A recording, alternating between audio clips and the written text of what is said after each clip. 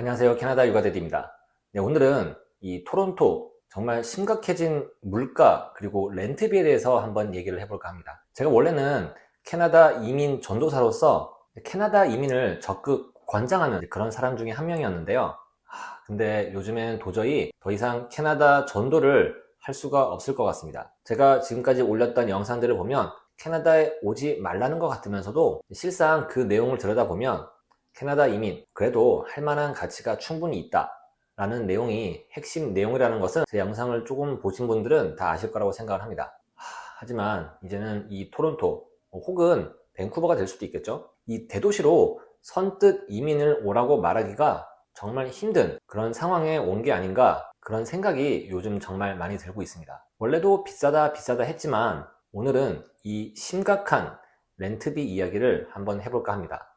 아니, 뭐 렌트비 하루 이틀 비쌌던 것도 아니고, 네, 비싼 거 다 알아요. 네, 맞습니다. 그런데 바로 이 살인적인 렌트비가 초기 정착을 하려는 이민자들에게는 이제는 이 부담스러운 수준을 넘어서 생계를 위협할 만한 그런 단계까지 와 있다는 사실입니다. 스튜디오, 즉 원룸이죠. 원룸의 평균가가 이미 $1,000를 돌파를 했는데, 문제는 아이를 데리고 온 가족 단위 이민자들은 이렇게 작은 스튜디오에서는 계속 살 수가 없다는 점입니다. 애초에 싱글로 왔거나 아니면 저처럼 결혼을 하고 이렇게 커플로 오신 분들은 그나마 원룸이라든지 그런 곳에서 시작을 할 수 있겠지만, 아이 1명, 2명 이렇게 데리고 오는 그런 가족 단위 이민자들 같은 경우에는 최소 방이 2개 이상이 되는 그런 거주지를 찾을 수밖에 없는 현실입니다. 그런 조건이 다 부합되는 곳, 바로 투베드 이상의 콘도나 하우스 렌트인데요.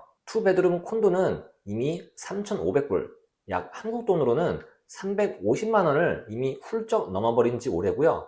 콘도가 좀 좁아서 하우스로 이제 넘어가게 되면 3,500에서 4,000불 정도는 기본으로 줘야 렌트를 할 수 있는 그런 상황입니다. 가끔씩 1,000불, 2,000불 뭐 그 정도 대 가격도 보이는데 이 정도면 나쁘지 않은 것 같은데요? 라고 하는 순간 어김없이 기대를 저버리지 않습니다. 네, 바로 반지하입니다. 토론토에서 조금 저렴하면서 넓은 공간을 살 수 있는 그런 유일한 곳, 바로 이 반지하인데요. 좀 이렇게 순화를 해서 반지하지 워크아웃 베이스먼트를 제외하고는 거의 지하라고 볼 수 있습니다. 그런데 이런 반지하도 한국처럼 40만원 이렇게 저렴한 가격에 사는 게 아니라 최소 1,500에서 2,500, 한국 돈으로 150에서 250만원 정도를 내야지 이런 데서 살 수가 있다는 게 정말 더더욱 놀라운 사실인 것 같습니다. 한국도 예전에 비해서는 지금 이제 월세가 많이 오르긴 했지만, 그래도 아직 한국은 아파트 월세로 간다고 하면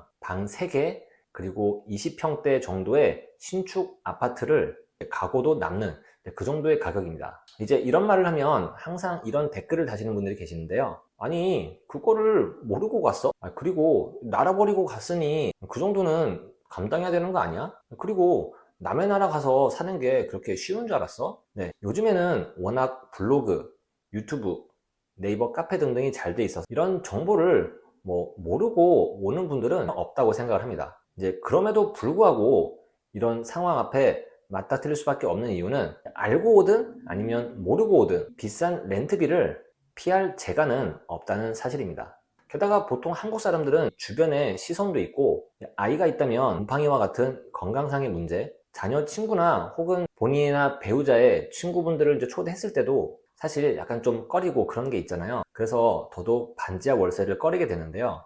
그렇다 보니 대부분의 초기 한인 이민자들은 3,000불에서 4,000불 그 정도 사이가 되는 투베드룸 콘도나 하우스 렌트를 초기에 하는 게 일반화가 돼가는 것 같습니다. 문제는 바로 여기서 시작되는데요. 불과 수년 전만 하더라도 물가가 뭐 그렇게 높지가 않아서 월 5,000불 정도면 3인에서 4인 가족 그 정도가 충분히 생활을 했었습니다.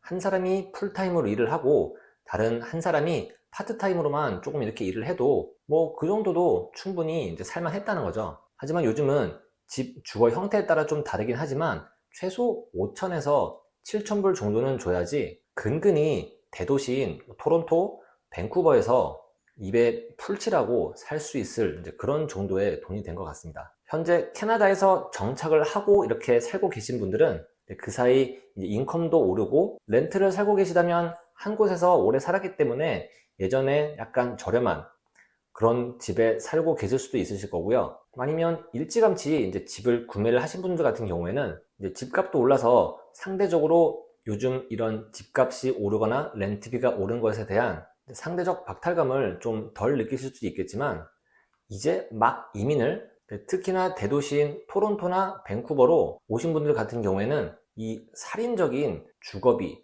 그리고 생활비를 감당하기가 정말 힘든 지점에 오지 않았나, 저는 개인적으로 그렇게 생각을 해보았습니다. 그렇다고 다른 주, 작은 소도시 이런 곳으로 가기에는 일자리 문제, 그리고 부동산 문제, 그리고 자녀 교육 문제 등등 이러한 것들이 발목을 잡아서 못 가는 분들도 계시고요. 라이프 스타일, 가치관의 차이도 있겠지만 아마 많은 분들은 학교 혹은 직장 문제 때문에 어쩔 수 없이 대도시인 토론토, 밴쿠버로 오시는 경우가 대부분이라고 생각을 합니다.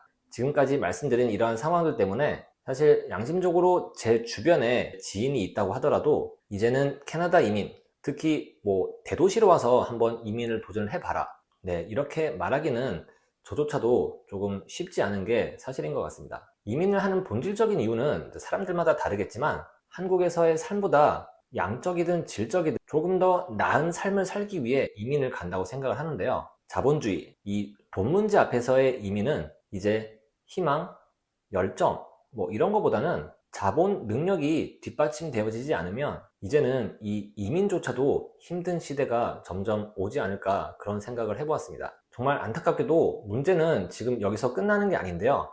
앞으로의 렌트비는 지금보다 점점 더 오른다는 점입니다. 역사적으로 렌트비는 항상 이 인플레이션에 연동이 되어 왔는데요. 2년 전 이 코로나라는 특수성을 제외하고는 한 번도 빠짐없이 거의 매년 이렇게 올라가고 있는 추세입니다. 정부에서는 이 캐나다 인구 피라미드 보존을 위해서 매년 이민자들을 더 많이 받아들이고 있고, 저소득 노동력을 대체하기 위해 심지어 워킹 홀리데이 인원마저 점점 늘어나는 그러한 추세입니다. 수요가 몰리면 자연적으로 가격은 올라가기 마련이고, 만성적인 캐나다 이 주택시장의 공급 문제는 수요에 비해서 딸리는 게 현실입니다. 이 집값은 뭐 올라갔다가 떨어졌다가 이렇게라도 하는데, 이 렌트비는 의식주 그 중에서도 가장 필수제에 속하기 때문에 오르기만 할 뿐 떨어지기가 쉽지가 않습니다. 정말 이 세상에 돈 많은 사람들도 많고 전 세계에 그런 사람들이 살기 좋다는 캐나다, 토론토, 밴쿠버로 계속해서 몰려들고 있으며, 그리고 생각보다 이 토론토에는 고액 연봉자들도 많다는 사실입니다. 젠트리피케이션이라고 여러분들도 들어보셨을 텐데요. 앞으로 아마 이 캐나다의 이민자의 흐름 역시 돈이 많거나